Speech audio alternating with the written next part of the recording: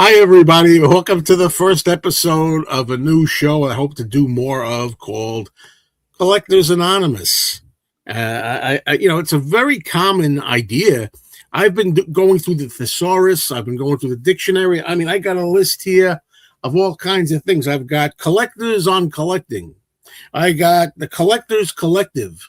I got, you ever hear the Prime Directive? I had like the Prime Collective. I had all kinds of ones here. The Collector's Quest.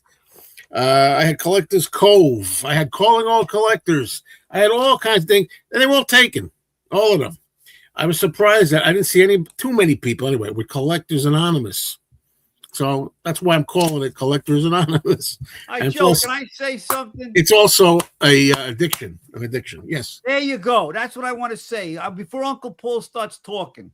Well, you're going to talk for probably the whole thing. But go ahead. I won't do that to Uncle Paul. But look, I'm Mikey Arugula. I've been collecting Beatle memorabilia for 60 years. Here goes my questions. Some of the people have been watching me on Joe's channel. Joe, for the last 2 years, we've done 24 episodes, I think, okay, of collecting Beatle memorabilia. Now, I just want to say, anonymous is a good word. And the reason why is it's an addiction. You can't, out of control, okay? I'm going to tell people today, see, Uncle Paul, he collects everything. Believe it or not, Mikey collects a lot of crap of everything, too. It's something that you want to live memories. You want to live your childhood, and you see things you remember, and you want to grab it. So with that in mind, let me send it over to Uncle Paul. Wait a minute. How about sending it over to Uncle Joe? Yeah. I was going to ask questions. I was going to ask him how long you've been collecting. What do you collect? You're telling me everything already. All right, Joe, it's your thing. Joe, introduce your panel. Thank you, Uncle Paul. And just because of that, I was going to start with Mikey first, but I don't know. He already kind of introduced himself, but let me start with him because I think it's more limited in what Mikey collects, I think. So Mikey Arugula, as he said, we do shows here and elsewhere, but on my channel, there's a series I do with Mikey. Some of you know that. Some of you, in case you don't know that, you know now. We do a show where he opens up boxes that he got, and there's rare Beatles items in there. And it's a regular series. It doesn't have a regular title, though. It used to be on something like Rare Unboxings with Mikey Arugula. Now I put other things in the title. But you can see that on my channel. Come on, we need more people to watch those, Mikey. I know, because it's a damn good show. It's entertaining. It's a lot of fun. Now, let me ask you, before we get to Uncle Paul, I want to know, you kind of said, first of all, I want to know how you began collecting things. And is it just Beatles or whatever you collect? No. So what happened is that my grandfather and my father, they were collectors, but collectors of memories. Like everything they saw, they started collecting. And of course, I kept the tradition up. And when I got into the Beatles, when I was like 9 years old, I started saving everything about the Beatles, right? Because my parents and my father and my grandfather taught me to save things. So I started collecting and I got out of control. And that's where I am now. I've tried to collect Beatles stuff my whole life. But at the same time, once again, to me, it's all about childhood and memories. Now, Uncle Paul has taken it to the extreme. But I just want to show you. I brought some things that I thought of Joe. Like here, I have an All in the Family. Oh, wait a minute. Now I'm going to blow it up because now you're talking. Yeah. You see All in the Family?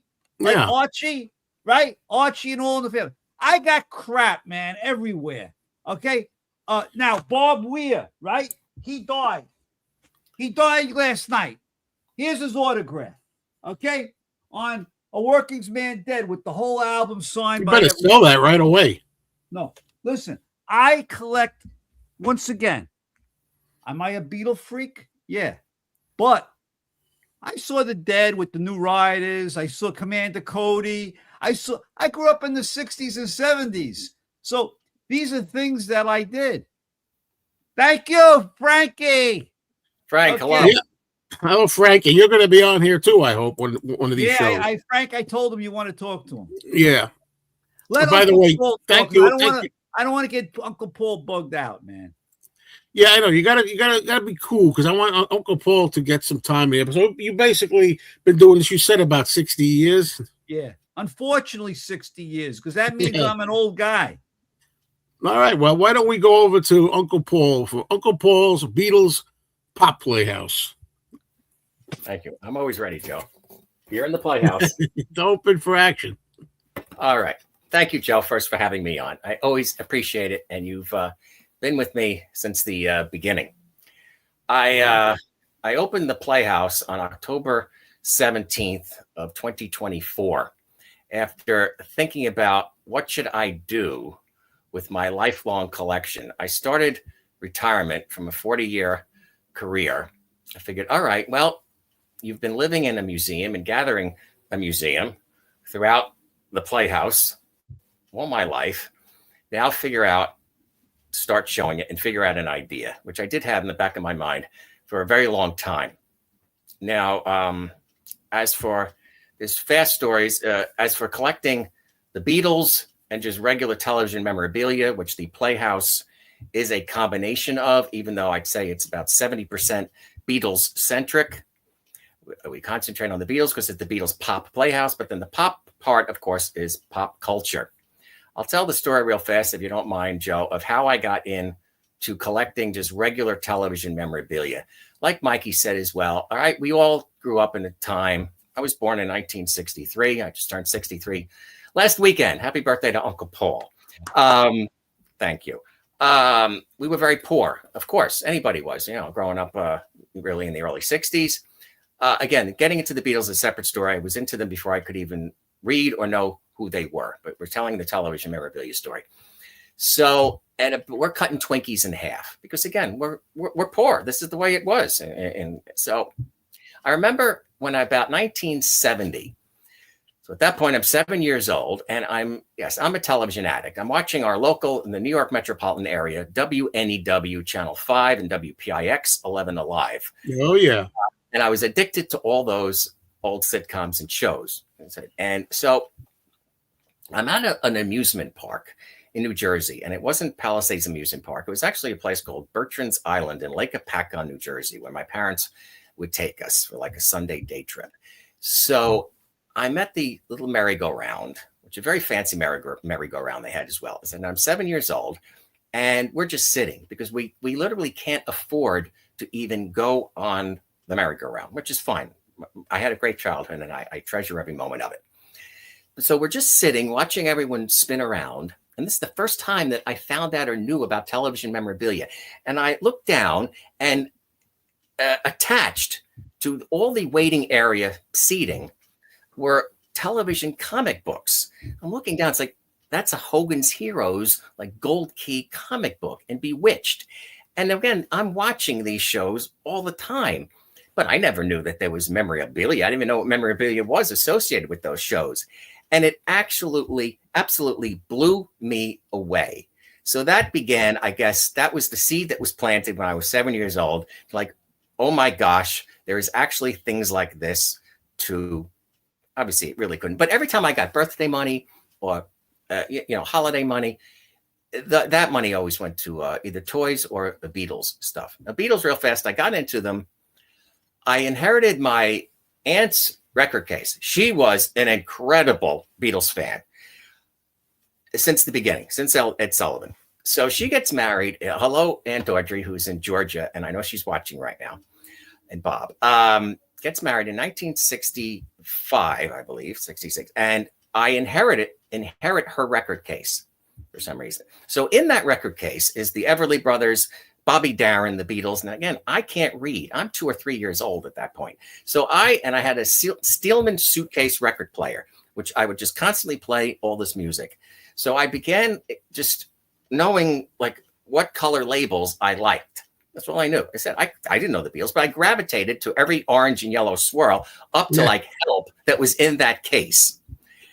And so that began the quest. So by Easter of 71, my older sister, that, like I do remember Let It Be. We've talked about that. Let It Be being on the radio, or Hey Jude. I remember my mother complaining every time the coda from Hey Jude would go on our local WABC radio and WNBC 66. And these songs go on. That song goes on forever. And I remember my aunt listening to Get Back because she had a little dog named JoJo, and she was still, and her daughter is named Loretta. So that was just incredible to her. And had nothing to do with the Beatles. It's a coincidence. So that's when I like Power to the People was on. It's like I liked these songs, but I didn't know it was the same guy that I was listening to from the orange and yellow swirls on I Want to Hold Your Hand up to Help. So it all just came into place like, oh, this is the Beatles. So that in brief, if I may, and thank you so much for everyone allotting me that time, how I got into Beatle collecting and television memorabilia collecting and how we started the Playhouse in October of 2024. Well, so much fun stuff back there when I enlarged this. I mean, let's see H.R. Puffin stuff back there. Yeah. Yes. Man, I see everything I grew up with back there, kind of. Yes, Charlie's Angels, I thought I saw. Yes, this is one of the sets that I used in the Playhouse. I utilize every inch of space that I have here for different episodes that we do on the Playhouse. And please subscribe if you're watching. Yes. I just want to say, Paul has an incredible, unbelievable collection of memories of toys and candy and cereal. It's really spectacular. It deserves to be in a museum. It really is. It's unbelievable. I appreciate that. And I'm really enjoying this. And everyone really has been so kind. And the support of the little format that I decided to put together. Hello, Gary B. When I figured out, like, how do I, all right, you want to do a YouTube channel, but how do you do it? Technically I knew how to do it. That I was fortunate enough to spend my life in television, behind the camera. That was my career for 40 years. I was never in front of the camera. So me and my good buddy of 46 years, who we lovingly refer to as Joe Friday at the end of my episodes, if anyone watches when I say, thanks, Joe Friday. I couldn't do it without him. Hopefully he's watching as well. It's just me and him. We shoot it in 4K, and I'm trying to make it the best and fun for everyone. And it's tough, though. It's tough catching. You got to catch on. I always wonder, like, how do you get into what I call the mainstream of YouTube?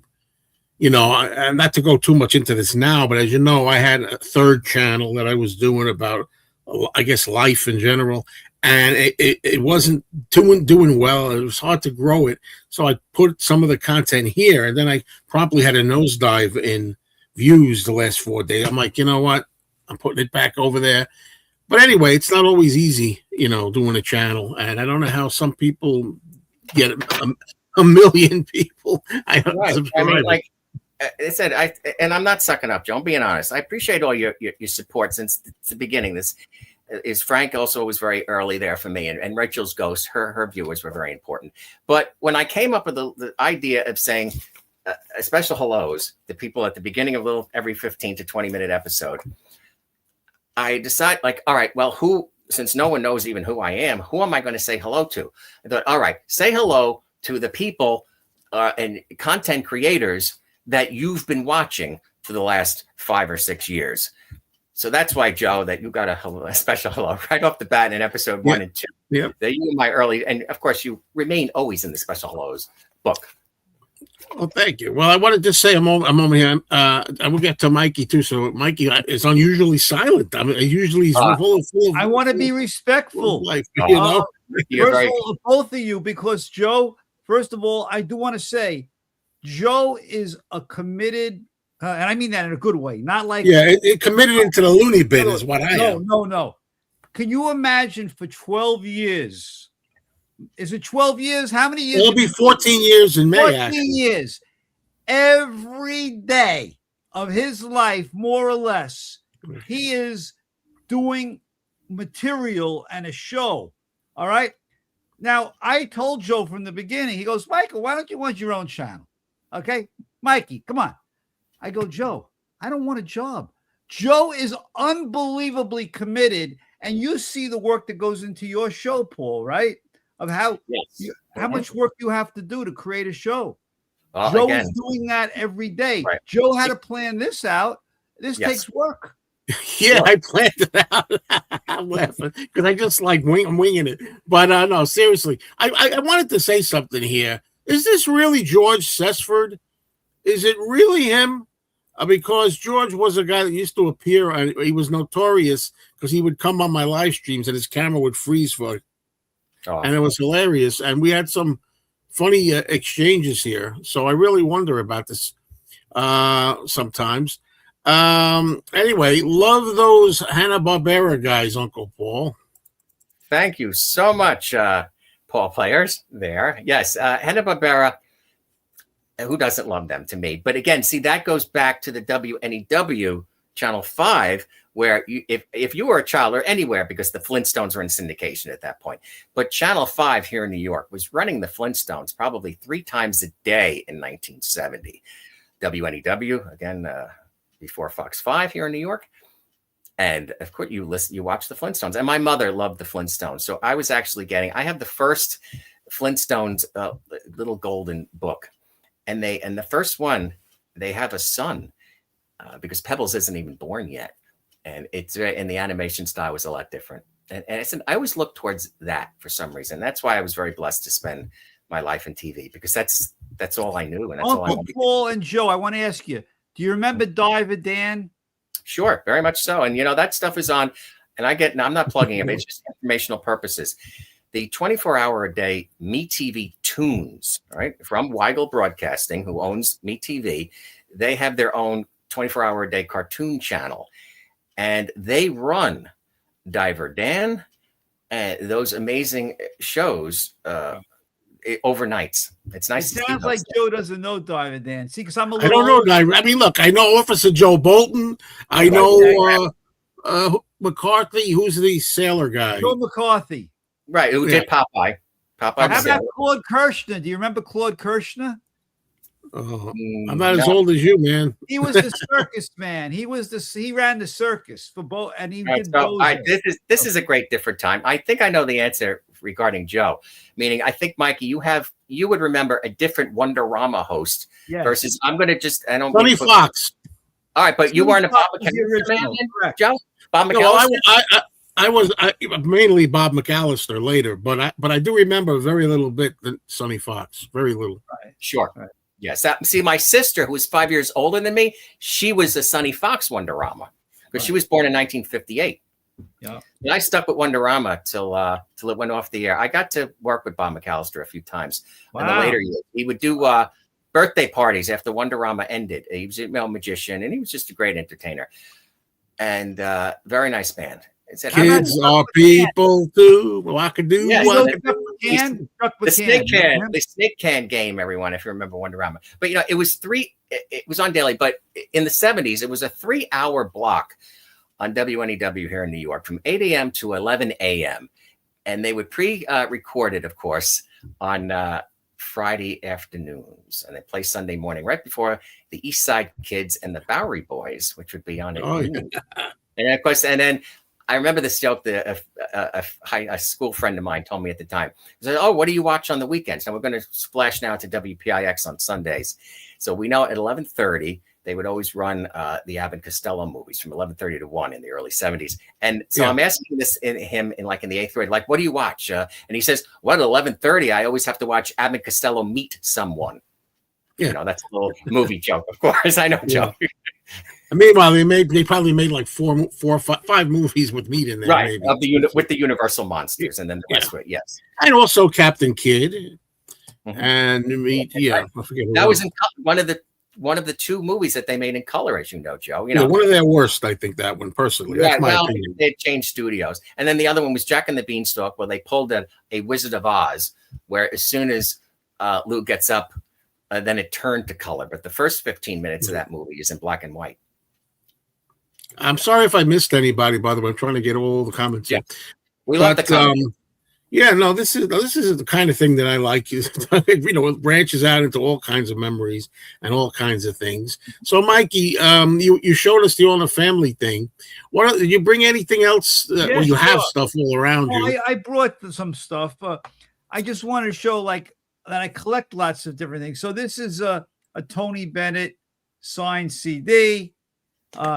Now, once again, my grandfather, I told you, was into collectibles. This is a Babe Ruth ball, from him. All right. This is a Mickey Mantle ball I got. from a client. Hey, I hope that wasn't signed by your dad. What, Mickey Man? No, Yeah, if you watched Everybody Loves Raymond, that happened before. no. This is a whole story to go along with that. So then more recent stuff, like this is Game of Thrones Oreos. Okay, but I'm not a collector, like I said, like treasure to treasure, Mikey, we call that.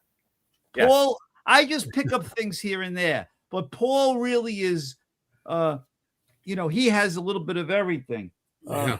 Oh, and then Joe, because you've been to, where we do this thing. I have all these signed checks. Yeah, I want some of those, but yeah, and I've given you a couple, man. But this is Frank Zappa, Mel Torme. I don't want that one. Paul Schaefer, Graham Nash, Bobby Vinton. And these are the checks on the back. These are all real, and I have probably 100 checks like this. So nice. I try and pick up little things here and there, but my real obsession is, of course, the Beatle memorabilia. Yeah, sure. And yes. I do have to take. I was going to say this at some point during the show. I don't know how you want to take this, but when it comes to Beatles memorabilia, after my association with you for a couple of years, we're starting on the third year. You turned me off to a lot of the Beatle collecting. And I don't mean that sounds terrible, but I mean I realized I'm never going to have everything. No. If I live to be 100, I'm never going to be able to have the cash or the time to get everything anymore. At this stage, I'm going to be I'm going to be 64 this year. So 64, we all think. Are you allowed to tell us when your birthday is? Yeah, it's this year. No, what day? Well, it's coming up in the spring. Don't worry, we'll talk. You'll let us know. We'll talk about it. It's going to be soon. But I don't know. It's just like you get a lot of great stuff, but then you get stuff, that's kind of I don't know what you call it, knockoffs or yeah, I got a lot of that. Joe, yes, like Mikey, like we brought up the Oreos. May I say the Oreos? Just piggyback on that for a second. All right, so in the Playhouse, it's episode 4 and 27, where I call it Trash to Treasure. And of course, that's memorabilia that is not really memorabilia. It's intended to be used and then disposed of, especially something like the Oreo packet, where you're going to consume those Oreos. The little packet is going to be ripped up and thrown away. So that's the stuff that also I concentrate on very much. And there's so much Beatles stuff. I showed in episode 4, the Strawberry Fields Tic Tacs. There's Strawberry Fields cereal. There's Strawberry Fields lettuce, by the way. And I have carefully held on all those things during the years. Of course, the Ben and Jerry Imagine World Peace ice cream, and even the Elton John Goodbye Yellow Brickle Road. And I managed to clean out the containers and keep them. But yes, episode 4 and 27 of the Playhouse. Back to you, Joe. Uncle Bull, you've seen that I have Ringo Oreos, right? No, I didn't. When was it real? I mean, from 1965. I have an unopened package. Wow. That's a very rare item. That was in America, Mikey? Yes, American Nabisco. I'll pull it out while you guys are talking. I always come with props, but I will never throw out the Joe Mayo here. Oh yeah, look at that. I love that, man. I bring props, and keep the Joe Mayo. Died. Joe Mayo died, I heard. No. What are you talking about? Don't even say that. Not you, the guy from Seinfeld. The guy from Seinfeld, the one Joe Mayo from Seinfeld. Yeah. Yeah. But you never know the way things are these days. But anyhow, yeah.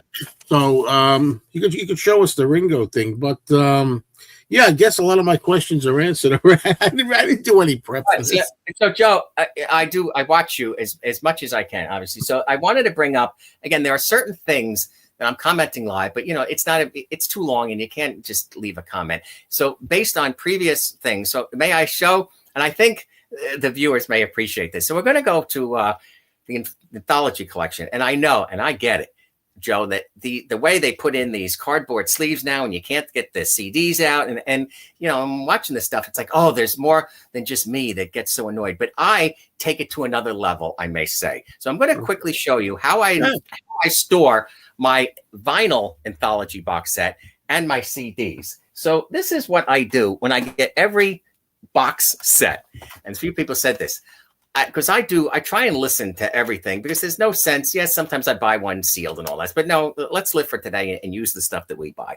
So I free them from their cases. And this is actually, so I have 3 triple jewels here. So then I'm able to keep my anthologies. Well, double jewels. I'm thinking of the vinyl. So anyway, so this is how I solved the anthology collection problem. Now, this was really over the top with the vinyl albums because I can't stand those 3 triple album covers. You can't, they're not easy to play. Like just to free up an album and throw it on the turntable, which I have working my 1972 Sears solid state turntable with a moving tone arm. And yes, I can still get brand new styluses for it. So I freed all them and I put them, actually, by the way, I have a miracle way of, even if it doesn't have a hype sticker, I have an OCD problem. I keep the shrink wrap. I cut it off the sides and I actually can get shrink wrap back on the box set. All right, I'll look for the comments of calling me wacky and odd. But so I freed every anthology album. All right. So here they are in its own. All right, it's not an anthology case, but then so you have the original empty cover, of course, protected.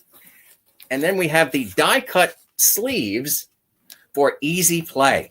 So then we got 3. So every anthology of the 12 LPs of this set is ready here, and they're always ready to spin on the turntable. And I've been loving the anthology. I know everyone's got different opinions. No, I'm fine with it. I'm fine with it. Yeah, I love it. But what do you think, Joe? Did I take it to another level? No, I wish I had things at the ready here. I mean, I've done things that I can't do it now because I'm on the air, but like that. I mean, I know there was like a Laurel and Hardy DVD set, the Essential Laurel and Hardy, that came out with a bunch of DVDs. They have these cardboard, looks like a book, the box, like pages, cardboard pages, and the discs are stuck in the pockets, and there's glue that was in the bottom of these pockets, and if they would be glued in there, and if you put it out, the edges had some glue hardened on it. You'd have to clean them. So what I did was I had these really, I don't know what you call them, for single discs. They were soft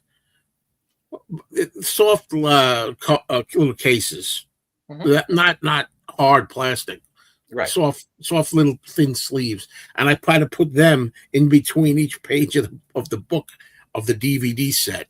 Sure. So there's little things I do. I do what you do. You had jewel cases to put the CDs in. I do it, but I use those really, the ultra thin plastic cases. They come in multicolors, like red, green. I got some of those. Yeah. But I just want to, before we move on, everyone show your McCartney 3 collection. Well, I don't have as many as I was almost going to go up and grab the ones that I still have. I'm getting rid of them all. I only see like 6 or 7. At one point I had 12, I think, and I got rid of half of them. I have 0. I have 0. I have about 8 of them, and I'm not going to go down that rabbit hole anymore. I don't know. You get swept up, as Larry David once said in a movie. I got swept up.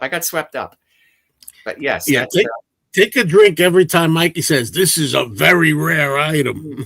I'm ready. And the Playhouse mug. Yeah. I just get this merch. I got water here. When I see you guys, can I show off the merch real fast? This stuff just came in. And so we got refrigerator magnets here. And I'm not trying to sell anything because I don't sell. And these are not everyone. I give these out when I go around the places. And then we got the little pins here. Okay. $40 each, folks. Kidding.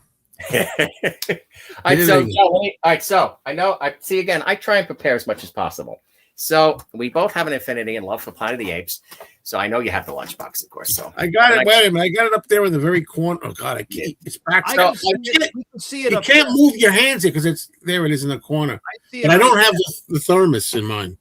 Oh, okay. Yes. Well, that's a plastic thermos anyway. I don't have an affinity for those. I admit I have 100.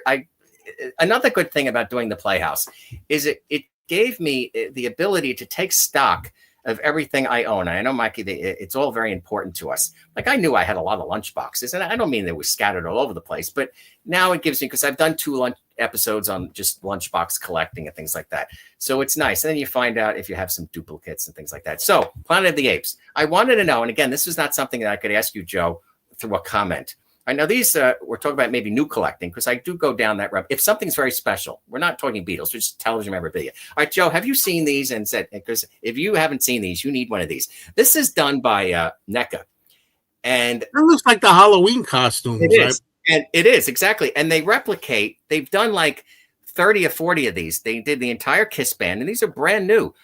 And they rep all the bed, like Superman, Batman, in the Ben Cooper boxes, the window boxes. He's about 6 or 7 inches. He's wearing the Halloween costume. This is better for people. There he is. That's the, all right. Oh, yeah. And nice box, again, by NECA.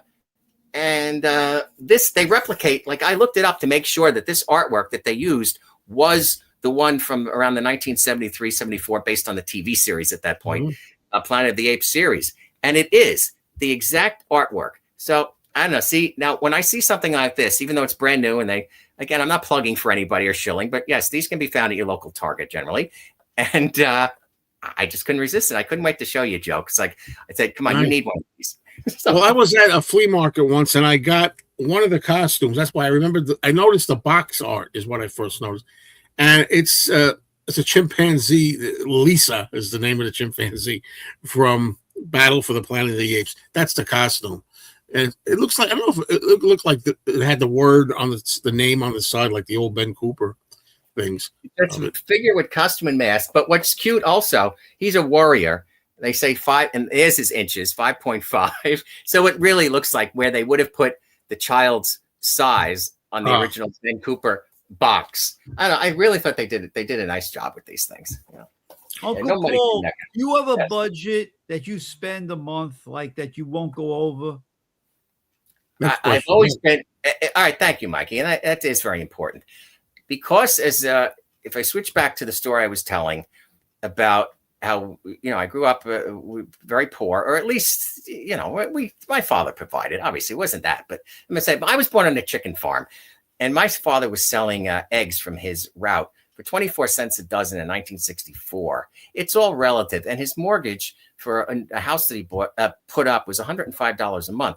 But we got to look at the average paycheck was probably $35 a month back then. So I said he had a hard time. So to get to your point, I've never gone over budget. So the answer would be yes, but I also treasured every item that I always got. And that's why sometimes when people look at something that I've owned since 1967, 1968, and it looks like it's never been played with, my Matchbox cars or anything like that. And I said, I did play with these things, but I was just so thrilled to get it that I just was a child that took care of my toys, and including record albums. I still have that record case that I talked about that I got from my aunt that she gave me with all the records, Bobby Darin, Everly Brothers, those early Beatles, still in it. And I still have my Magical Mystery Tour. That was when my sister suggested, oh, let's get a new Beatle album. By the way, I do remember Strawberry Fields and Penny Lane being on the radio in 67. My mother loved Penny Lane. And I remember going back to that Steelman record case. Stories are just flooding out of my mouth. But my mother, remember, this is a time, I'm just talking to the viewers, where there was no lyrics and all that. We didn't have anything to just Google it. And so my mother would play.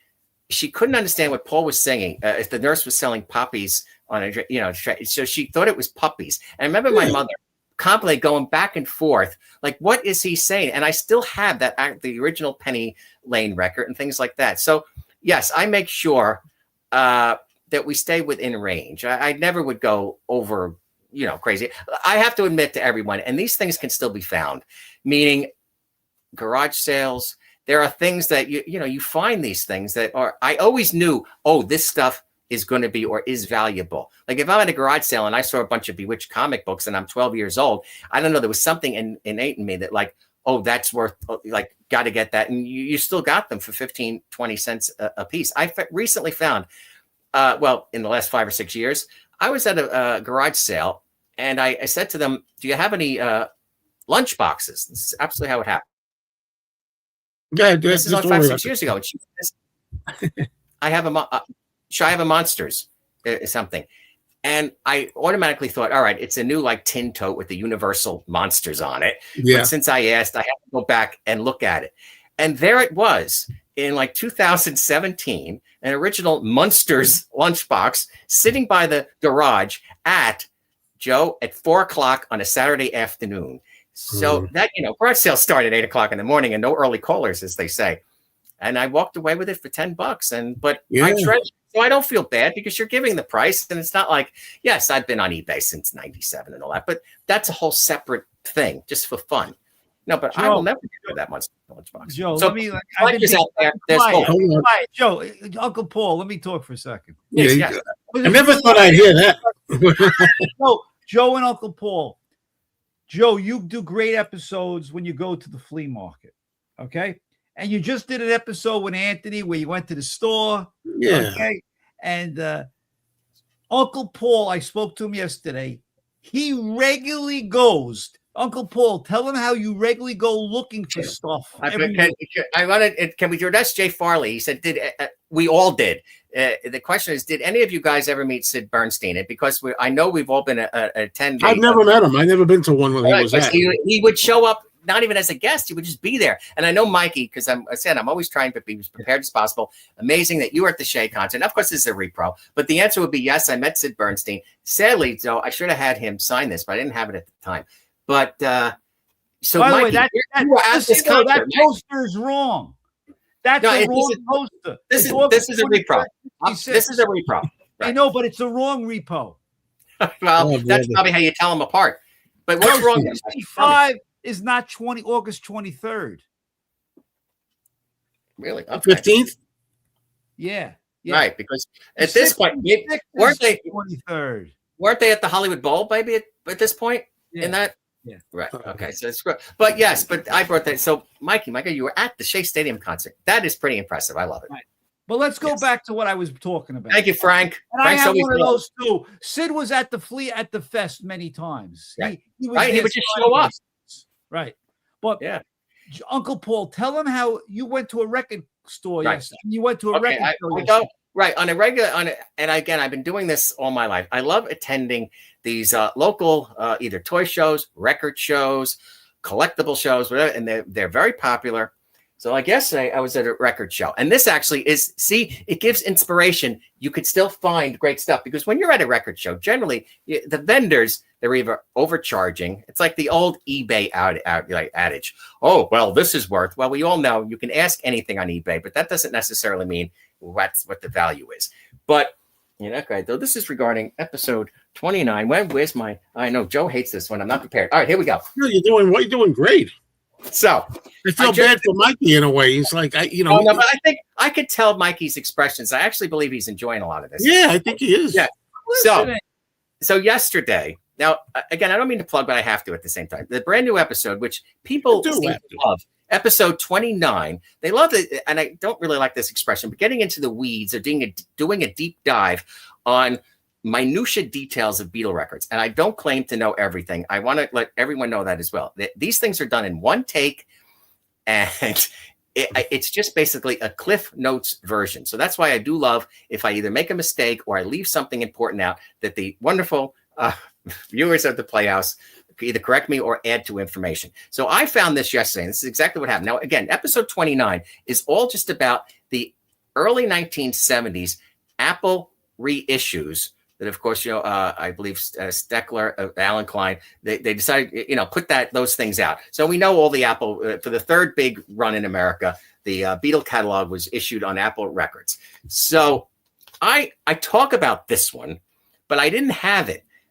at the time. So yesterday, this is, of course, the 1973 or 2 Apple reissue of Baby You're a Rich Man, All You Need Is Love. Now, so this is the rarest and fun one. I'm not talking about value, just again, as a great collectible. So you get Baby You're a Rich Man. Exactly. Look at that, Joe. I love this one. With All You Need Is Love on the Granny Smith sliced side, if you can, right? See it. So how I found this yesterday, Joe, I can't have too many original Beatle picture sleeves. So at this show, they have the All You Need Is Love original picture sleeve. And again, you could, for viewers, again, if you want to tell the difference between a reproduction, because all the Beatle US picture sleeves were basically reproduced. You look for one of the fast signs to tell is look for the little oval printed in USA in the very corner of the sleeve. So I knew it was real. But I slip out the record, and this is the record that's inside it. I said, well, this is great. I'm getting the sleeve. I have multiple copies of the orange and yellow swirl of All You Need Is Love at home so it could be properly housed with the original picture sleeve. I said, now I get the Apple reissue single that I've wanted for a very long time. I know I could get this stuff on eBay, but that goes back to maybe Mikey's question. Well, I don't want to overpay. You want to just find stuff. And if I never find it, that's fine. But the picture sleeve and the Apple record that I wanted, that I'm holding, $5. But it's funny because I had a lot of those Apple reissues, but I don't remember "Baby You're a Rich Man" being on the usually that's the B side. I thought Right, exactly. And the only other time, again, I try and come prepared for you, Joe and Mikey. The only other time in those early 1970s reissues that it happened, but this isn't technically an error. The catalog number is right. This is Act Naturally on the green Granny Applesmith A side with Yesterday on the Slice side. Yeah, I remember that. Yeah. Right. But we do know, especially Bruce Spicer book confirms it and things like that, that they both performed they performed both of those songs on their last live appearance on Ed Sullivan, which was pre-recorded around when they were here for Shea in 65. Mm-hmm. Act Naturally was the A side originally. And because Yesterday took off so much, so then technically this isn't a mistake. The public and the radio station airplay made Yesterday the A side. But the All You Need Is Love, Baby, a Rich Man was definitely an error. Interesting. Very interesting. Well, another thing I wanted to talk about here, I'm going to show see, this doesn't fit really, I guess, but we got a lot of different topics here, a lot of different things about collecting. But in my case, I really have a problem, and it's part of the addiction, with deciding when it comes to music, do I want to focus on vinyl? Do I want to focus on CDs? Well, I collect both. But let me show you. A few months ago, and this is hard to admit, but I'm going to do it, I sold off all my Johnny Cash vinyl records, right? So I go into my store, and I see this record here. You know, the fabulous Johnny Cash. It's not an original Columbia 6i, it's a 2i. But anyway, I just saw it. I got the addiction again because I've been purging records. I'm like, I want it. Right. I got to get it back. So I did. Now, mine was a better copy that I sold, and it was a 6i. This is a 2i. Joe, anyway, I don't understand something though. Joe, wait a minute. You sold all your Johnny Cash. Yeah, about 20, 25 records. Yeah. And then you started buying one back. And then I went into the store 2 days ago and saw this, and I got to have it. Even though I'm back to CDs. Like, I don't need so much vinyl anymore. Right. But you had seller's remorse. Yeah. Oh, yeah. And then I go, well, wait, maybe I go back to another store where I had sold all the albums. This is months ago. And they told me Johnny Cash goes like that in 15. It doesn't last 15 minutes when they get him in. But yet I went to another store where I had sold my stuff. And said, I wonder if any of them are still there. Ridiculous. They're long gone.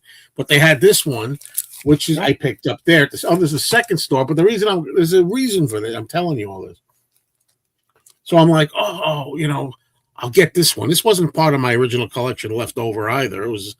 This is not a first press either. I had a first press. This is not a first press. So they're like half-ass versions. And then, of course, other people know this album. The next day, I'm still on a Johnny Cash high. And I get Folsom at Folsom Prison in the shrink wrap. This is a good copy. Oh, yeah. And I'm like, now I'm on this quest to get all the Johnny Cash albums back that I just freaking saw, right? And do it. And then I see this, Right. Rhino put that out. Right. Is that the reissue from Rhino? No, it's not. It's the Coral. It's original Coral. And now I think about 10 years ago, maybe more, I found a nice copy of this at my record store, but there was a ballpoint pen scribble on it, just a little scribble. So I wanted this because it didn't have the scribble on it. And I'm like, the reason I'm telling you this is it's back to I got to have vinyl. Right? I love collecting vinyl, right? So I'm thinking, what am I going to do? Am I really going to go down that rabbit hole again? And then there was a Chuck Berry record, his first record album, that's called After School Session, original on Black Chess label. and they wanted $125 for it. And I've seen it more expensive. So I called the guy up and I said, hold it for me. I'll be there Sunday, which is today. I'll be there to pick that up. Overnight, I watched a bunch of videos about CDs and why CDs really a more practical answer. I'm like, I don't think I want the vinyl. No, I called up the guy this morning. I said, no, don't hold it for me. I put it on the wall. So I don't want it. Now I'm thinking CDs are the way I'm going to go again. After I just got fanatical about these. Now I'm admitting it because this is part of the disease, if you want to call it there. Joe, let me ask you this without going into numbers. Go ahead, Mikey. No, when you sold it, you only got a certain amount of money. But when you bought it, it probably cost you more money to buy 2 or 3 than selling you all. Well, one good thing about it is I had sold in one of the videos. You see, I sold some reel-to-reel tapes. I sold some reel-to-reels that I didn't want, and I got $30 for them. These two, but I got it first. They were $35, but I got $30 for the reel-to-reels, so they're $5 for these two. So it wasn't too much of a hit. Right. Okay. Since we're talking collectors, so I throw it out to our great you. How many of us and the viewers here consider yourself, when you talk about going down a rabbit hole or you're starting something again or something new, that you're a completist, as they say that term? Because I suffer from that. Like if there's I get that with some things. Yeah, like I gotta have every Johnny Cash record now if I'm gonna collect them. And then if I'm getting Johnny Cash, I got like such a story. One more story with that. After I sold that batch I told you about months ago with Johnny Cash records, I'm coming in my room and I'm looking through some more records to sell, and I see one Johnny Cash I forgot in that batch. I'm like, I could have sweetened the deal a little bit. Too bad I forgot one. So I'm scrambling here yesterday looking to see if I still had that one that I left behind, because now I want it. Now I'm glad I forgot one. Exactly. If I leave something, like I'll get home, it's like, oh, but they had the other one, the two of us. So it's like I go back the next morning to pick it up. Yes. So I remember your affinity when Connie Francis passed last year. I remember your eulogy there, video, Joe. And it's great that you get this stuff up right away, by the way. I want to commend you for that. I know you don't want to hear these compliments, but it's true. So actually, this I just picked up today. So nice picture sleeve. Now, I just thought it was great, but it had the wrong record in it. And it coincided, so now I don't mind that this picture, now I have to, of course, as the completest in me, I'll have to find the actual MGM record, which is Don't Break the Heart and Drop It Joe. Oh, that's funny. I didn't even know that. So the B-side is something called that's a good song. That's a B-side I like. Now I'm on the hunt for this record. But what was in this sleeve was, again, talk about odd coincidence, and I promise I'm telling you the truth, was Where the Boys Are. And I didn't have that 45. And I've had this sleeve from a garage sale, maybe about 10 years. Just like, all right, it's a great picture sleeve, because we know picture sleeves are more collectible than having the regular vinyl. So then what luck, you find the Where the Boys Are. So now this is all done and has its mate, as we say. And, of course, now I have to find its mate for this. And of course, my other Connie Francis, this is such a great song. When the Boy in Your Arms, it's Christmas, and Baby's First Christmas on the back of this one. Yeah. Very sweet songs. Yeah, I have a whole 45 case full of Connie Francis picture sleeves. And for my old videos a long time ago, probably 2012 or 2013 or something like that, I started getting into Connie Francis records. And I have now, I don't know how many albums from different countries too. I might have at least 50 albums, maybe in nice condition. And I played a few, most I haven't. And I'm like thinking again, do I need these? And I was thinking I'd sell the whole batch, but you wouldn't get it. Who's going to buy them? I mean, I don't think. The younger audience, they made that Pretty Little Baby song a TikTok viral sensation. I don't think that was even originally a single. And when I hear it, I say, like, what a wonderful song. And the only way that I do see it at these record shows and things that I go to, Joe, have you heard of the Connie Francis album where she sings all the hits, but in like Italian or something? Yeah, I've got some of those. I've got all different languages. Right. And so the only way I can get Pretty Little Baby is not her singing it in English, but she's singing it in Italian. I don't know how I got into that. I think she knows how to work the camera pretty well when she's there, but I don't buy just for that. I like her, always liked her voice. I could tell when you. But here I am like put all these. And now I've been thinking lately, yeah, well, I'm going to get rid of the Connie Francis. So I have a solution for you, Joe. From now on, when you think of selling something, I'll buy it from you. This way, whenever you want it back, you can have it back for the same price. Okay? Oh, Mikey, you're the best. I'll be like your little store. You could drop it off here. I'll give you some money. Well, you'll be the storage unit. You'll be the storage unit. I'll just take it from you because it's ridiculous that you saved this thing. Remember you told me before at the beginning of the show, you said, well, I can't have everything. So, right. Why would you have this obsession? You have to have everything. I don't have it with everything. I don't have it with the Beatles because that's infinite. But everything is infinite. Look at Uncle Paul. No. Johnny, he's buying Planet of the Apes stuff like that's in the store today. That's more finite, I think. Planet of the Apes, but the thing is, the little neck of figures. I said I bought the Kiss one. I have Garfield. I just love that these new little figures. Yes, I admit. All right, I went down, but there are. So I don't need to be a completist. Yeah. There are at least 60 to 75 of different ones of these costumes. So I did get about 12 or 13. There you go. But I have the Gene Simmons. They actually did Kiss on 4 individual costumes. Very hard. So if I did, I would hunt down all the Kiss figures, but just if I found them at Target. The only one I have is the Gene Simmons one for some reason. I think because they made more probably in that famous, as Mikey always talks about, and Frank maybe, they usually put 24 of an item in a case when they ship it to the store. I've only come across yes, secondary market. I love eBay. That's wonderful. But I really have to love and want something just to search it out. To me, it's all about the hunt at the same time. That is fun. Well, there you go. What I would say is like when Joe goes to the flea market or I go to the flea market or you go to the record store, you're spending a nice day. It's a hobby. You're enjoying yourself. And it's the hunt to go through and find something. That's part of the fun. Right. Like at the record shop.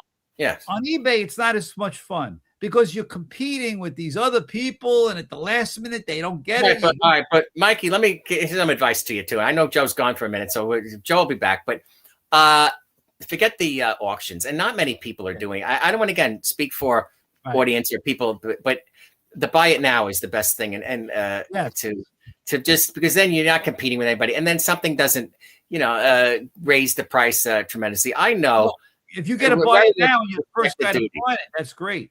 Right, but generally, maybe the stuff I'm looking for, because it's not that high end, but anytime I am really looking for an item and I know I am going to, like if I have one left of a collection of 8, it's like, all right, I'm never going to find it and I need it because I'm a completist. I know at any given time, generally, anytime I type something in the eBay search engine, you could find 6 or 7 of the item.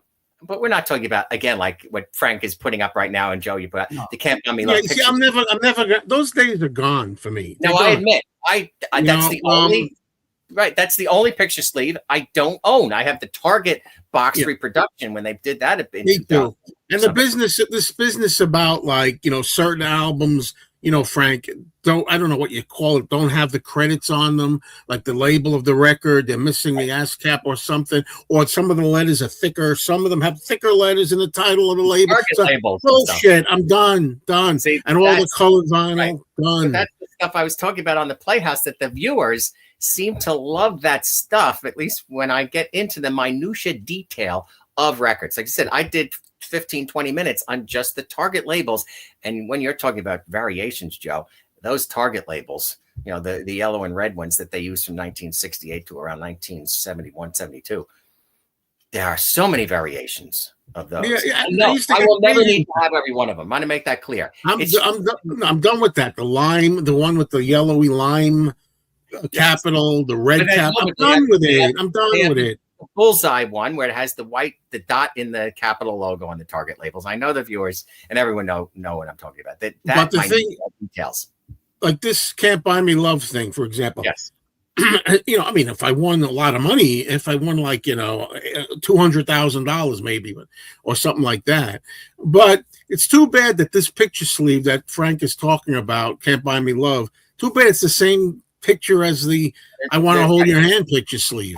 It's not even interesting. And I'll cry instead. The Deso Hoffman photograph. At least that's red, though.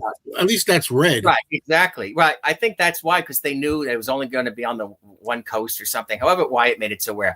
I just do lament. And of course, I think I've been very fortunate where I kind of, again, I explain knowing, all right, well, this is rare. I'm never going to see it.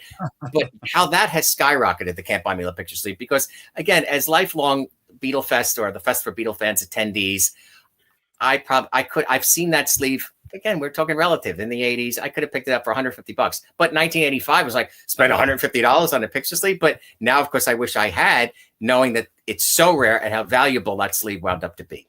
Well, thank you, George. I'm hoping you're going to come on here one day and show some George, Frankie Valli in the Four Seasons stuff. He's a Playhouse member. Thank you, George, so much for your viewership, everyone. He's great. He's great.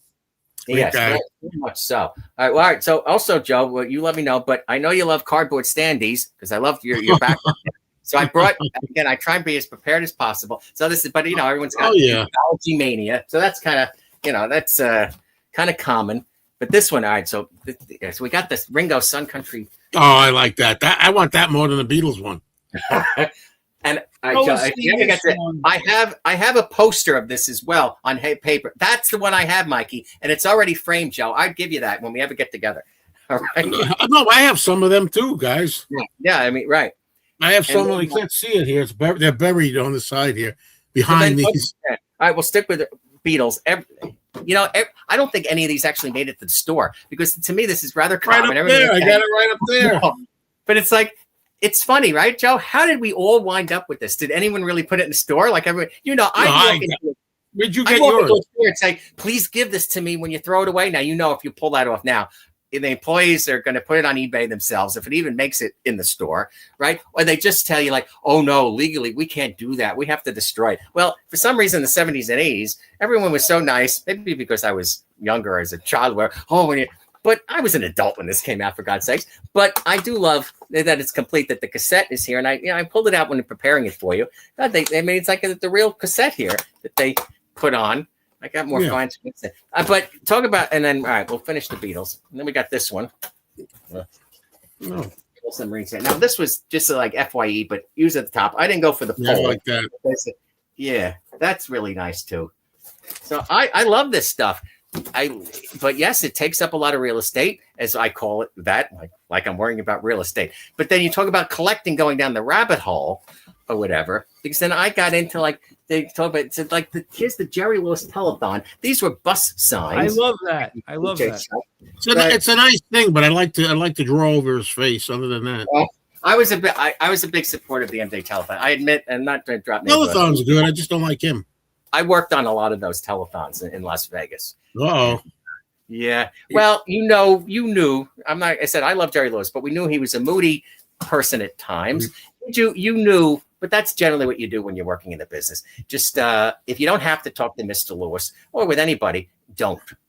Basically, I mean, I'm in a truck doing audio or something. Take a breath.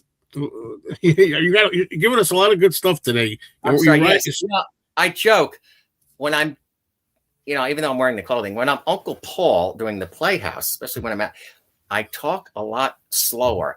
But yes, when I'm doing something like this, I tend to get more excited. But that's why the content Uncle Paul's Playhouse, nice and slow, calm, as we just show everything. So we'll bring this down. Look who's here. I forget your name. Stephanie, is it? Back in the day, they give a lot more those displays back then. Now stores are afraid to give them, fear that the labels will not give you any more. Yeah. Right, so actually, the last time I got a store display was at the nationally known Vans sneaker store at the malls. They have Vans, right? VANS.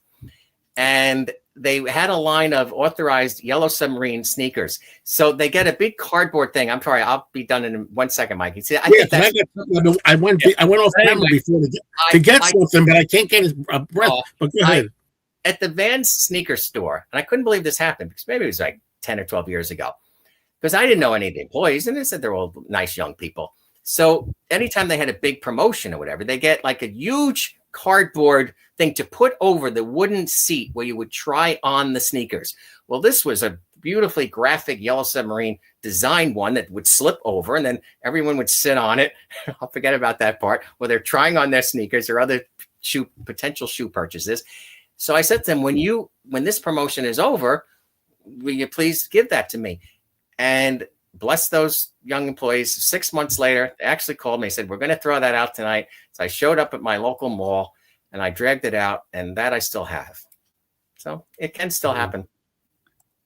Joe, am I behaving myself?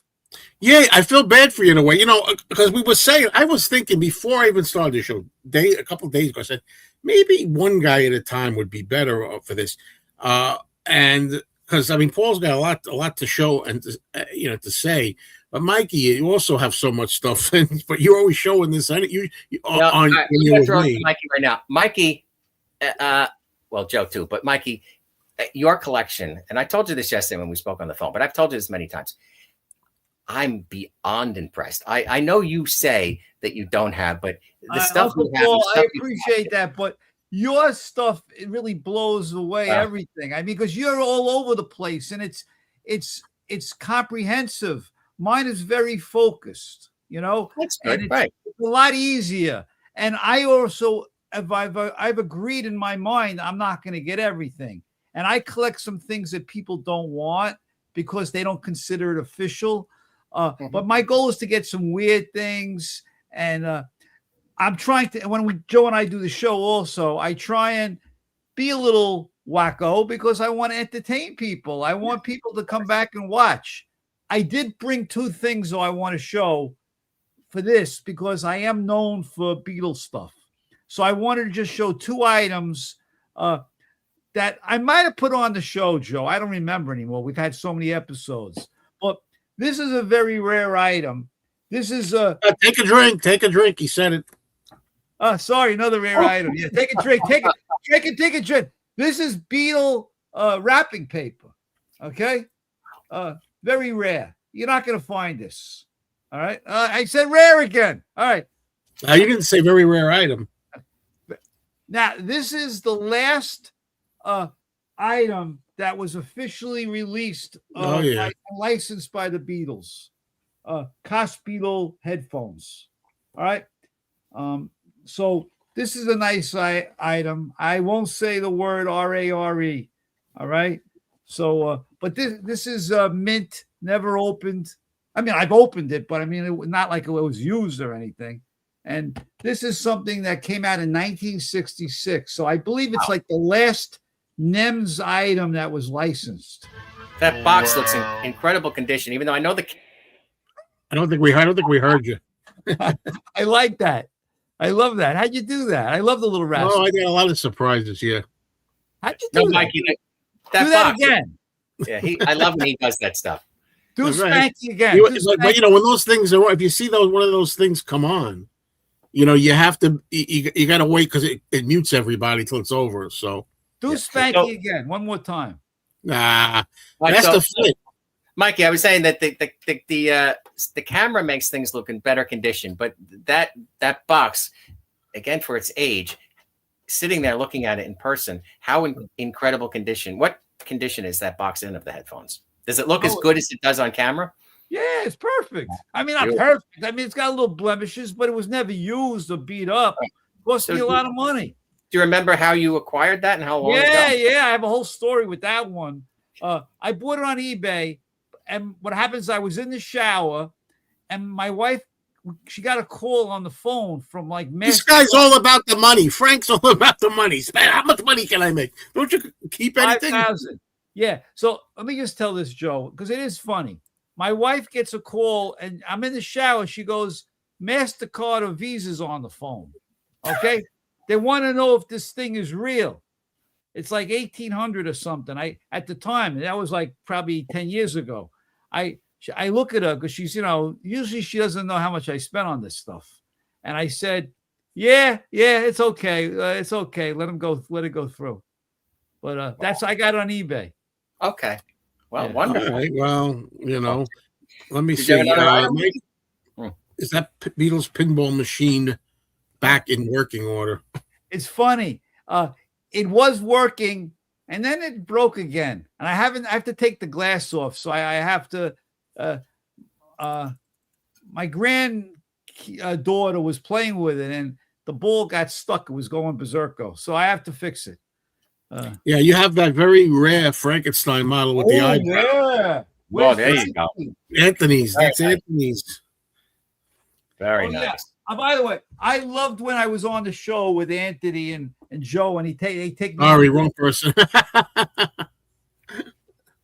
Yeah, Frankenstein with eyebrows. Wow. I cherish this guy. I love him. Love that.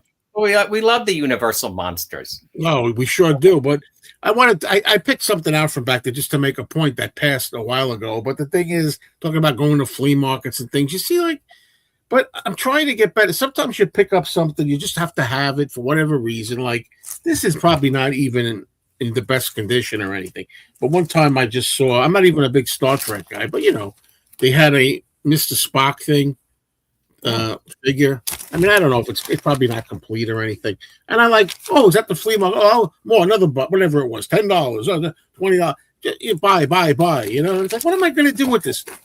He looks good, by the way. Spock looks like the real Spock. He looks pretty good. Well, that's Mego. Those are the great Mego figures that Mego cornered the market in the early 70s when it came to. But I mean, really, it's like I'm done, getting done with it. And that's another question I wanted to know. You guys, we're all in our, Mikey's 70. Did I say that? Next month you're going to be 71. I'm not telling anybody anymore. Don't tell anybody that, man. Oh, shoot. I screwed it up. I have to edit this out. No, but we're older, what I'm saying, and than we were. And the thing is, do you find yourself at all, either one of you, changing anything about you? I get the impression that Paul is not changing his style. No, Joe, you absolutely. No, there does come a time. I must admit, I'm 63, as I said many times already, that few years back, after I did retire and stuff, you think about what's all going to happen to the collection, or should I keep acquiring? I just would say now that the idea of the Playhouse, and I'm not plugging, I'm being just 100% honest, has renewed my interest. And I guess that's like, now I have an excuse to add something because it'll be on YouTube and it looks good on the sets of the Playhouse. Yeah, I can understand that.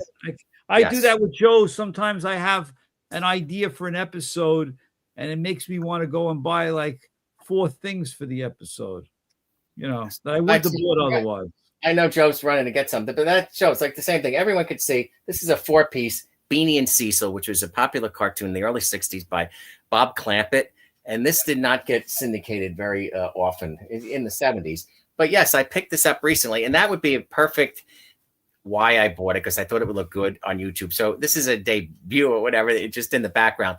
But no, did I need this? I appreciate the animation style of Bob Clampett and the series, but I didn't really see it that much as a child. But because it was in such condition and because it had all 4 pieces of vinyl, and we know if you judge it by like a vinyl lunchbox, you see tears. So, but the only reason, if I wasn't doing the Playhouse, I would have never picked that up. I just turned 72 years old. Oh, man, you're older than dirt. No. Mr. Stickomania is in great shape, though. He's a guy, man. He does his exercises every morning and jogs and he's into popular music. All right, so one more thing that I did show. I get picked up. No, that's all right. What did they get? I'm on the camera. Hold on. Yes. Yeah, I'm sorry, Joe. These are things I still want to collect. I want to have every one of these. I absolutely love Famous Monsters. A lot of people who grew up when I did who loves monster movies. This magazine came out in 1958. This is I think this is number 28, all right? And this is number 2, okay? Second grade issue from 1958, before I was born. And you can see it's not perfect, the corner there. It's a little chewed up. 2 bills, well, 200 for this, okay? Really? Because it's very rare. What episodes, which ones do you have? Give them to me and I'll get the others for you. I'll start You'll get the other ones for me. I'll start finding them. Oh, no, come on. But we'll figure this. I'm going to get a whole collection because I don't have a lot of the early ones. After we get to like the 30s and up, I'm pretty complete. It's under like 30, the 30s really that Well, tell me the ones you have between 1 and 30, so I can start looking for you. Well, we'll talk about it. But Right. this thing. But I paid a little on time. The thing is, I paid a little on time for this. But the thing is, look, I don't really care what anybody thinks. One man's junk is another man's treasure. People spend how much? I always use the cigarette analogy. People spend how much on cartons of cigarettes? Don't give me anything. This is worth it to me, every penny. But the thing is, this issue here, the second issue, they weren't sure this was going to take off. And from what I understand, this issue is the hardest in a way to get at all, because they printed fewer copies of this after the first issue. That's what I've heard, which is why it's even more rare. Great things to collect. Those magazines, though, Joe, they've pretty much, we know a lot of things have fallen. I very rarely talk about price on the Playhouse, but I'm a guest on your program. But no, I love that you collect those, and the market value really has not decreased. And I think because of the love of those, that it's just going to keep going. So it's a great investment, Joe. But I always go by whatever really makes you happy and content. Yeah, of course. It's all Like about. if that's our only vices, then that's fine. Well, that's what I think. Some people would think it's ridiculous. I think buying Funko Pops is ridiculous. Some people collect. That's what they like. They all look exactly the same. Those Funko Pops. By the way, you guys saw that Jim Irsay, the auction is coming up with Christie's for the Ringo Ed Sullivan drum. Okay. Oh. It was just announced yesterday. He's selling the entire collection. You got to see the collection that's being sold. His entire collection is going to be available. Somebody when I was asked what the rarest item I have, would you believe I really don't know? I mean, I really don't. That's pretty rare. What I just showed. Right. I don't think I have anything ultra rare. I really don't. Not that I could think of. Joe, there you go. Rich, right? Right. Good. Yeah.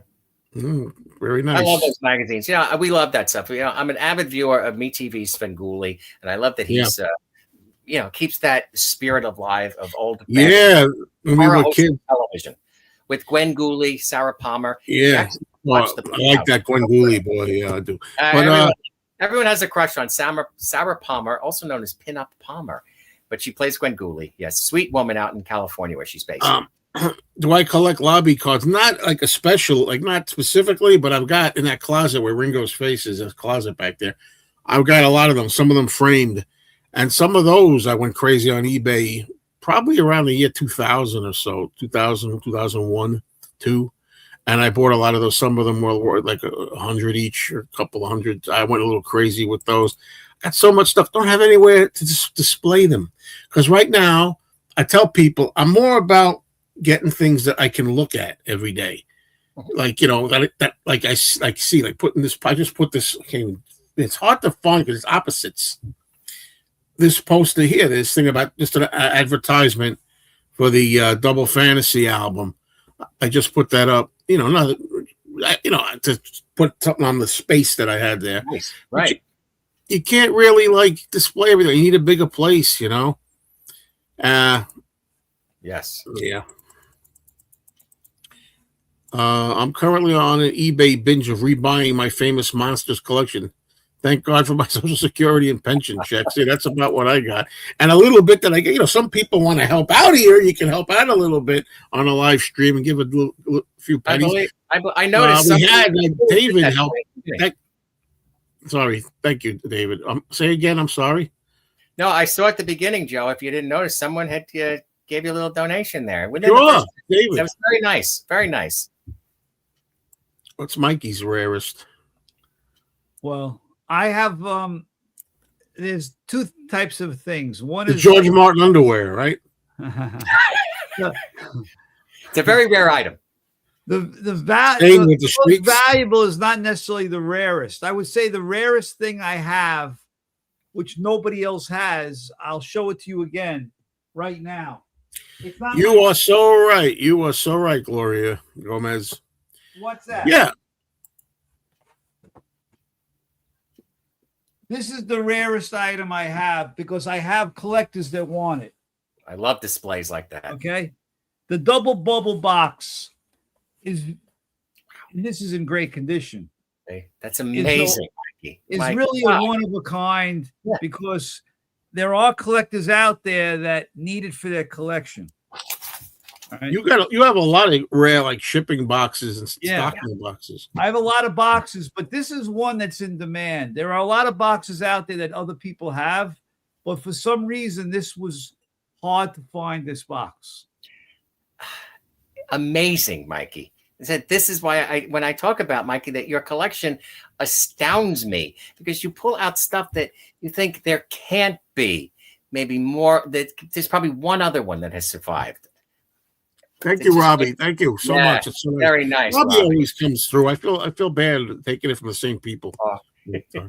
By the way, I appreciate everybody watching this show. This is Joe's first show, and we want it to be successful. And it's going swimmingly. I'm enjoying it. And you'll be lucky to know that Mikey's not going to be on every show. So you can be rest assured that Mikey won't be there all the time to bother you. I may have you here with Frank, maybe, or maybe by yourself. Yeah, we love you, Mikey. I love the style, Mikey. You make me laugh so much. Uncle Paul, don't forget me with those Tic Tacs, man. No, I'm gonna right. All right, yeah. Show the Tic Tacs. You have them handy or no? Show Puffin stuff. There he is. But this is the HR Puffin stuff for president figure, and he's got a little removable hat. So the answer, I guess, would be yes, sure. A little HR Puffin stuff hanging out in the Playhouse. This is from a line they did, the Croft Superstars, and they also did Dinah Girl and another Puffin stuff figure at the time. And the Sea Monster from Seaman and the Sea Monster. Yeah. But I have them all still. See, that's the thing. I'm starting to realize, like, if it's still on the card, as they say, mint on card, MOC on the little bubble card. See, I love that. I always appreciated advertising artwork as well. So sometimes the packaging is, to me, just as appealing as the item inside. But he was sealed only up until about 6-7 months ago, and I said, all right, it's the presidential one. Just take him out again because he looked good in the Playhouse. So thank you for noticing him. Seeing that tail on there reminds me of Godzilla. Does anybody out there have any Godzilla collection? Yeah, I love that stuff. Joe, you're good at that. How do you do that? You got to be ready. That's all. How about and Mothra? I love all those things too. Remember Mothra? It was on all the time, Joe. Oh, I grew up with all of that shit, man. That's what it is. And a lot of it is about what like you said earlier, what reminds you. Like I'm a kid again with these. I mean, I wasn't born when this was out, but later on I was. It went from the 1858 to 1983, so I caught up with it. But I love the look of that magazine. It's that almost like Mad Magazine style, maybe. It's just it's a look. It's just like animation styles that are different from depending on what studio. Do I have any Beetle parts like hair or toenail clippings? Okay. Look, no. To collect stuff like that would be really stupid. I'm afraid that stupidity always brings out the worst in me. Stupidity? Yes, stupidity. Joe, you're talented, man. Very talented. It's not talent. It had nothing to do with it. I got to show you something. Now you're getting me into the goofy mode. I sent to Greg Fio a year ago this package. Okay. What's the address? I don't know what the Arugula shirt, and I gave him a little collectible that he wanted. He says he never got it. This was over a year ago. I just got it back from UPS like last week. Can you believe that they had lost the package? All right. I had no insurance on it. Okay. There was like a valuable little thing in it. I called the guy up. I go, you won't believe this. They just must have found the package. It was probably sitting somewhere. They sent it back. A whole year it was lost. Yeah, there's more than one bozo. Yeah. Of course, the Larry Harmon was the creator there, and Larry Harmon played Bozo for many, but there was a Bozo school where they would train you to be Bozo the Clown. And yes, they had to, because it was a franchised show. So each Bozo had to be tailored for his market. But the biggest, of course, was WGN out of Chicago, where Bozo the Clown started.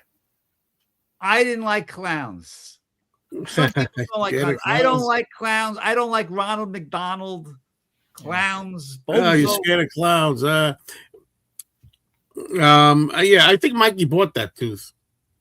It's a very rare I item. found out it was a fake. Yeah. Oh, I could do a whole episode, Joe, with you on fakey stuff. I got a lot of fakies. A lot of Beatle fakey stuff. The alarm clock that rings in a day in the life. I would everybody know that for sure. And had it just been an alarm clock, probably was in the studio. Look at this. Last year at the fest in New Jersey, a seller tried to sell me the original medical papers from the. I saw that stuff. I saw that too. He pulled me over to the side. Yes. He wanted me to buy that. I go, no, I'm not interested. I love that fest. I don't mean it, but that was the first time. I said I've been going since 1974, but going to promote the YouTube channel at the same time, Uncle Paul's Beatles Pop Playhouse, and I got to meet Joe in person and hang with Mikey and Frank, Mr. Sticker Mania. Well, that's what I like. That's exactly what I like best about the fest. I watched your best video. Yes, Joe. It's all about the camaraderie now for us old timers. We just love to hang out and be together. That's why I love you got to go to Abbey Road on the river. I doubt it. I'm going. I don't know. I'm going, man. It sounds really charming. Yeah, it does. Yeah, it's in Frank's territory. What I got to do is I want to cross Abbey Road. Period. Well, you should do that too. Sure. I've never been there, and I've come close many times, but I haven't been there either. No. Yeah, really, I wouldn't want to see them. My God. Exactly. I didn't want to see it, but I think we're all together when someone, or he just probably kept showing them to a lot of people or something. I wouldn't want to have that. In fact, I was 17. I don't like to talk about this too much, but I was 17 on December 8th, 1980. And I consider that night the transition from my childhood to adulthood. I mean, we all have our private stories of how much that hit us. And again, I was at the one-to-one concert. John was my first concert when I was 9 years old. It was the first night that I stayed up the entire night. I recorded on audio cassettes all the local radio stations that were announcing it. I found out through our local WNBC. I was one of the few not watching Monday Night Football, so I didn't get the news from Howard Cosell. Not to interrupt you, but I have no need for football. I can't stand football. I was not watching football. The only thing relating even remotely to football that I like is probably this. Ringo. Hey, are you ready for some football? Yes, it's Monday night. Let's go. I never saw that. I never saw that ever. That's a great segue. I love it. Thanks, Paul. Yes. So, meaning I had in New York, of course, since tragically it happened in New York, but the Daily News, the New York Daily News and the New York Post, every day for 7 straight days until the vigil on the first Sunday, had John was on the cover. And, the Daily News, by the way, too, was 25 cents back in 1980. So I had those complete newspapers. I still have them. I collected all of them too. I sold them. I just got rid of them. I figured this is too sad. I've never looked at them. I've had them. That's another thing about collecting like that. I don't want to talk too much about this, but when John got killed, I was 18. I was a year older than you, and as a collector, even then, it was like a weird thing. I'd never come across this thing before, where I had to keep collecting. But I was collecting under the most extraordinary circumstances. The whole next week, buying Time Magazine, People Magazine, every newspaper. And these are the kind of things, it's going to be, it just passed 45 years. Right. Since that horrible night. And for 45 years, I've been lugging them from place to place, box, apartment, never look at them. I mean, I don't know what I'm doing with them anymore, to tell you the truth.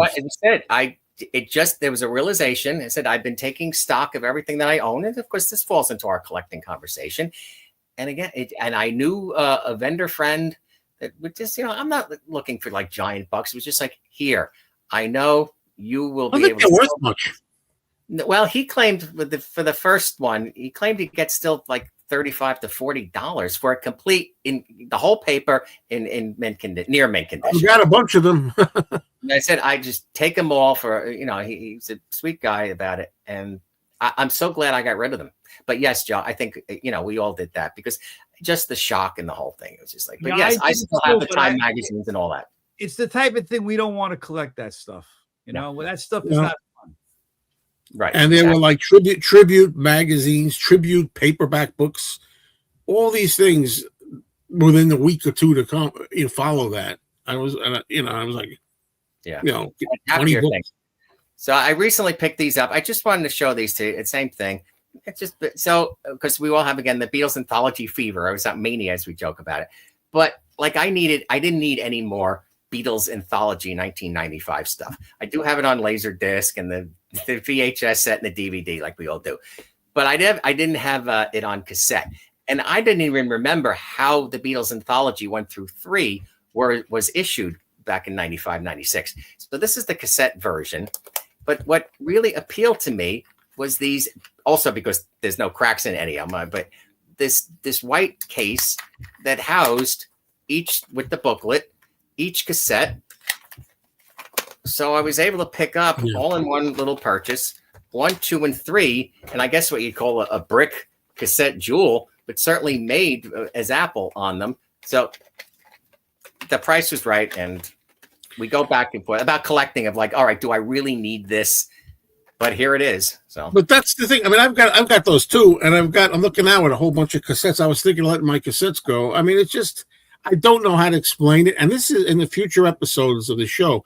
Besides the show and tell stuff, which is I always want to do that, but I also want to talk about like collecting habits and are we getting tired of this or that, and should we need this or that.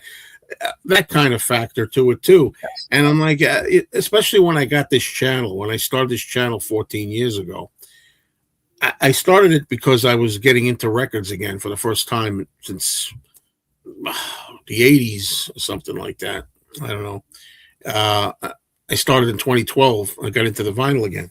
But anyway, and it was like, I'm buying The Singing Nun. I'm buying Perry Como. I'm buying Mitch Miller. I'm buying every freaking thing. And in my earliest videos, you could see me showing that. It was just fun. I don't regret it because I enjoyed the hunt.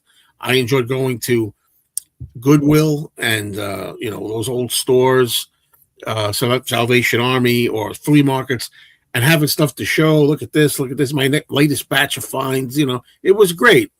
But so I had fun for my money, and it wasn't that expensive. Some of those records, $0.25, $1, But anyway, but now I'm like, what am I doing? If it's not practical, if I'm not going to use it, if I'm not going to have it, if I'm not going to look at it, like this stuff in this room, I can look at. I mean, I got to rotate the posters a little bit and hang up different things. I don't understand the idea anymore too much of just taking something like that Spock figure or something, unless I'm a Star Trek fanatic, which I'm not. I like it, and just put it somewhere in a drawer, in a box, and thinking one of these days when I retire, which I'm retired now, then I'll look at them. Now I'm retired, I don't look at them. Well, I'm trying to do everything that I had planned on in retirement, but again, with our collecting conversation, here's something that happened to me, and it very rarely happens to me. I purchased recently a Hanna-Barbera Quick Draw McGraw board game. Now, generally, to me, board games are very difficult and annoying. I love the artwork of the box generally, and the boards themselves. They were very creative and nice artwork. So since like 2 or 3 weeks ago, and it was an early purchase maybe in the day. This is great. It is rare if you look at all the Hanna-Barbera board games that they made. And within an hour, I was still at the show. I started having buyer's remorse. Like, why did you buy that board game? You don't need it. Now you're going to worry about where you need to store it. And I sold it for the same price to another vendor. Just so I said, I take this. You can sell it and sell it for whatever you want. But so it does happen, everyone, right, Joe? You can. Like, yeah. We have a little talk going on here in this section, which I think is interesting. How Frank knows how I feel about this. Still, there's going to be none left soon, the butcher covers, because Frank has personally peeled over 300 butcher covers, and he teases me now when he says, I know you don't like it, Joe Mayo, because there are going to be any left. You know what I mean? It's like, I love when you hold up a Second State Yesterday and Today cover that has the paste over. and you look and you see the clue that Ringo's shirt is underneath the black vest thing, the V, and you're like, there's a hidden treasure under there. You get excited, and I like that. That's going away now because they're all getting peeled. Now, I do have one. Now this is this was given to me by Mr. Beatles Pro. Yeah, Mr. Beatles Pro. And I know the history of this, where it came from and everything, but that's neither here nor there. It has to do with Frank also. I don't think I'm at liberty to discuss the origin of how Frank had this, peeled it, and then it came to Mr. Beatles Pro, and Mr. Beatles Pro gifted it to me. Thank you. Oh, nice. But yeah, I think it's the second states that are becoming more rare. What do you think, Mikey? What do you think? Well, I think that there's never going to run out of second states, first of all. Second of all, the second states that Frank peels are only the East Coast. Yeah, because they're the easier ones to peel. Right. Because he won't take a chance. Frank, I'm sure Frank can confirm this. He won't take a chance on trying to peel the West Coast. All right. Yeah, because you could screw them up bad, maybe. And I have 2 second states. I don't have a first state or a third state. I'm amazed at how many Frank still is finding in this day and age. All right. The answer would be yes to that. And then I believe the next comment, not trying to take over there, the lunchbox actually is right here. So I like to display lunchboxes from the front side with the clip in the proper way. But this is Quick Draw McGraw. But on the other side is Huckleberry Hound. So there, it's right there. I'm not sure if they brought it up because of that, but you can see it right there. The good old Quick Draw McGraw lunchbox. I have to tell you guys something. We could go on forever. And I hope nobody's too disappointed, but it's like over 90 minutes. I don't want it to go too long. Sure. And I would say let's save some stuff for another time. But what's that? I don't have enough, Joe, for another episode. I'm kidding. Yeah, I know you're kidding. Joe, I appreciate you inviting us to the grand opening. Okay. Yeah, so great show. I love being with you guys. Thank you, Joe, so much. I want to thank you guys and thank everybody for watching. And there will be more of these shows, but this particular show, as Frank answers the question here, about being too difficult to peel. This is not going to be a regular show that's like scheduled. I mean, I'm going to try to do at least one a month, maybe 2, something like that. There's no exact schedule. Oh, hello, Barbara. Thanks for watching. And Brandon, hello to you. I wanted to say hello before. That's just why this is a great idea, doing this show. I want other people to join. Let me know if you want to join. People, we'll talk about them. You show your collection, but we also could talk about facets of collecting on Collectors Anonymous. I was might change it to the Collectors Anonymous meeting, or like the meetup, meaning like AA meeting or something like that. People like this. I thought it would do pretty well. My recommendation is change it to Collect Anonymous Club, so people join the club. Yes. The answer is yes. They can sign up to become members of the club, Hey, Mikey, my idea with that, by the way, I do take ideas from people, because I've gotten some ideas from my channel. But in your case, you should start on your channel. You could call yours what you like. Thanks for this. I don't want a channel. It's a good suggestion. It was fab. What else would it be? Do you have any banana splits memorabilia? Yes, and my rarest piece, and there's a lot of, you can go down a rabbit hole with the original banana splits because it's still very highly desired and not that easy to define for some reason. But I have, I forgot the name of it, but it's in the original box and I've never blown it up. It's one of those large, like life-size vinyl that you would blow up. The most famous one would be like Bozo the Clown, where you hit it and it pops up and down. So I have a banana splits of that one still squeezed in the original box because I'm tempted to blow it up. But if I blow it up, I will never get it back in its original box. And again, talking about artwork and graphics, I love the box more than I would love the blow up inside.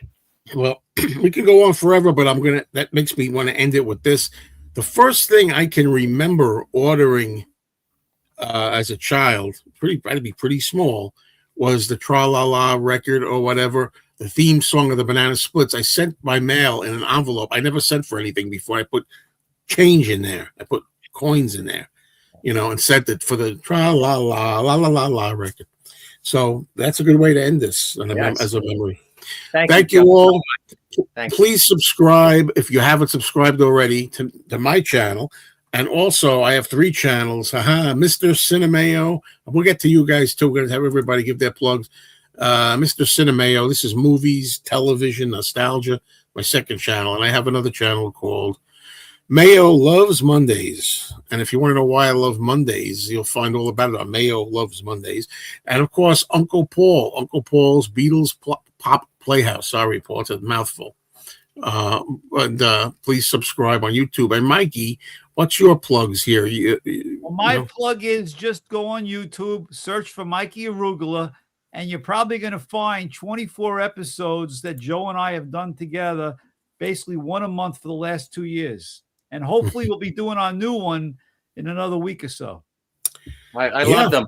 Every time you go to the diner and I'm watching you guys have food, I get hungry too during the separate time. I'm getting better with that. Out here. We want Uncle Paul to come and visit us for Mikey's breakfast. Well, that'd be nice. Yeah, let's make that in a video. All right, everybody. Thanks, guys. Thanks all. Please watch the next show. The Playhouse is now closed up there. Remember that. Thanks, Joe Friday.